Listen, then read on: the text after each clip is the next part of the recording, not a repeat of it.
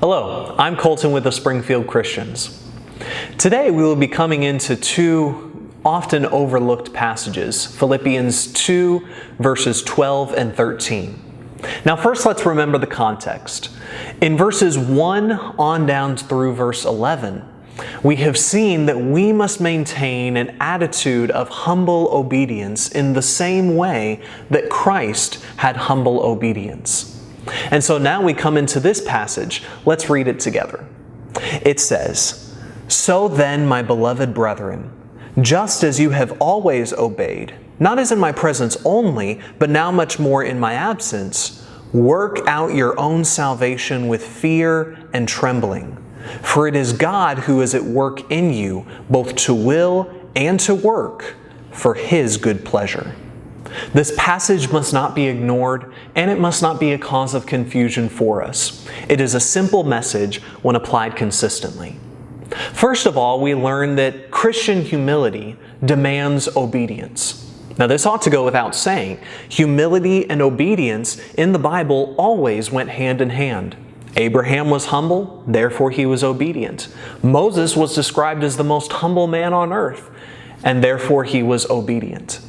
Second of all, we learn that if we are to be saved, we must put work into it. Now, there might be a distinction here between initial salvation and our final salvation, but let's not try to muddy the waters here.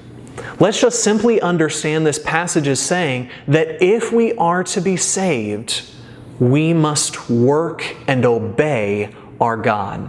Just as James 2:26 says, "So faith without works is dead."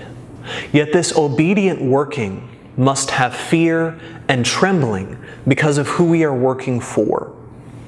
Because our God is a cause of awe and terror. Awe because He is the great and awesome God, the God of love that we read about in the Scriptures.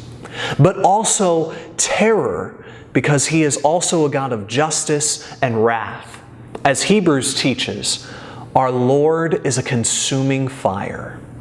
And since we understand that our good works that we do would be impossible without God's power, it is in fact God's work.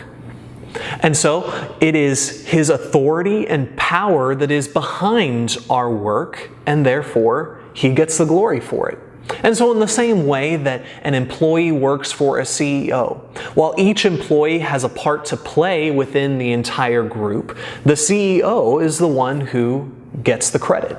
And so in the same way, God is the one who gets the glory for the work that we accomplish. It's His work for His good pleasure.